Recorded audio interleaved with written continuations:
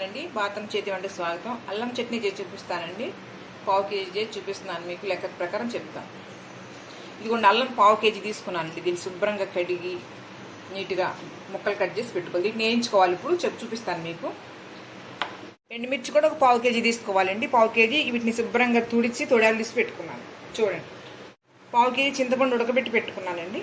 చూపిస్తాను ప్రాసెస్ ఏంటనేది. ఇదిగోండి, ఆయిల్ వేసుకున్నామండి. ఎండుమిర్చి వేయించుకుందాం.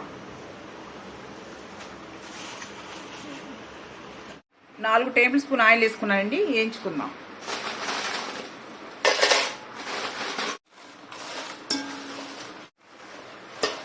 ఇదిగోండి, మిరపకాయలు వేగినాయండి. ఇలా తీసుకోండి. కొంచెం ధనియాలు వేయించుకున్నామండి. ఎదుగు ఆ గిన్నె 3 టేబుల్ స్పూన్లన్నీ వేసుకోండి. చిన్న టేబుల్ స్పూన్తో 3 స్పూన్లన్నీ ధనియాలు వేసుకోండి. వేయించుకొని మిరపకాయలు వేసేసుకోవచ్చు. అన్ని మిక్స్ చేసుకుందాం. చూపిస్తాను మీకు. అదిగోండి, అల్లం ముక్కలు వేసుకున్నామండి. పావు కేజీ అల్లం ముక్కలు శుభ్రంగా కడిగి చెక్కు తీసుకొని కడిగి వేసుకున్నామండి. వీటిని కూడా వేయించుకోవాలి.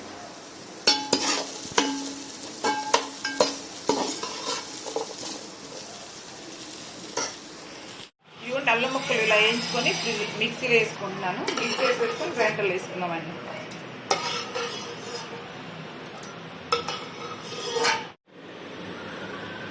చింతపండు వేస్తున్నానండి గ్రైండర్లో. పావు కేజీ చింతపండు.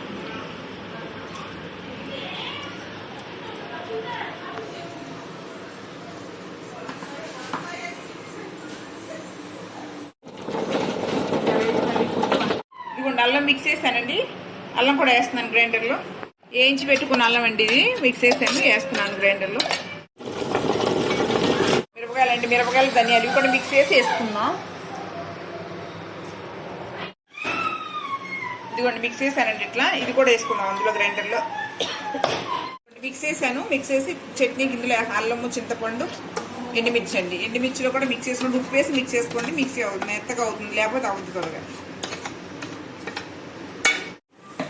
పచ్చడి టైట్గా ఉందనుకోండి, వేడి నీళ్ళు కాచి చల్లార్చన్న పోసుకొని గోరువెచ్చని నీళ్ళని పోసుకోండి. పచ్చడి ఏమి పాడవుతుంది.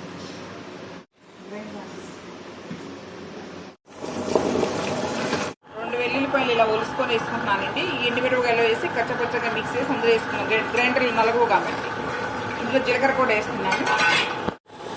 జీలకర్ర కూడా వేస్తుంది. ఇది కొంచెం 2 టేబుల్ స్పూన్లు ఉంటుంది. ఎండుమిర్చి, జీలకర్ర, ఎల్లుల్లిపాయ ఇది కూడా మిక్స్ చేసి గ్రైండర్లో వేస్తున్నాను. ఫైనల్గా బెల్లం ఒకటి వేయాలి, చూపిస్తాను. ఇది కూడా మెంతిపిండి వేసుకుంటున్నాను. 1 టేబుల్ స్పూన్ వేసుకుంటున్నానండి. పెద్దది టేబుల్ స్పూన్. దీంతో తినడు చాలు. కేజీ బెల్లం అండి. ఇది మెత్తగా దీన్ని దచ్చుకున్నాను, వేస్తున్నాను. ఇది పట్టింది, చూద్దాం ఎంత పట్టింది అనేది. వేసి మొత్తం తీసుకేసి కట్టకు మీరు చూసుకోండి. బెల్లం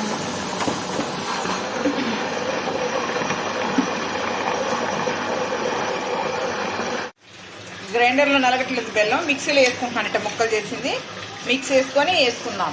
ఇదిగోండి, బెల్లం ఇలా మెత్తగా నలిగింది. ఇప్పుడు పచ్చడికి ఇబ్బంది ఉండదు. గ్రైండర్లు వేసుకోవడానికి రాళ్ళలో పట్టకోకుండా మెత్తగా వెళ్ళిపోతాను.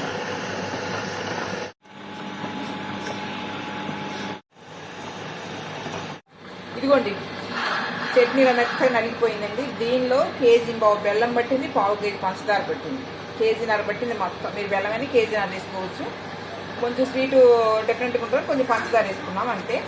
ఇదిగోండి, మెత్తగా నలిగించుకోండి. దీన్ని తాలింపు వేసుకోవటమేనండి. అన్నీ కరెక్ట్గా సరిపోయింది. ఇదిగోండి, చట్నీ తాలింపు వేస్తున్నాను. తాలింపు వేసాను. చాలా టేస్ట్గా ఉంటుంది. మీరు కూడా చేసుకొని ట్రై చేసి చూడండి. మీ వీడియో వచ్చినట్లయితే మీరు లైక్ చేయండి, షేర్ చేయండి. Thank you.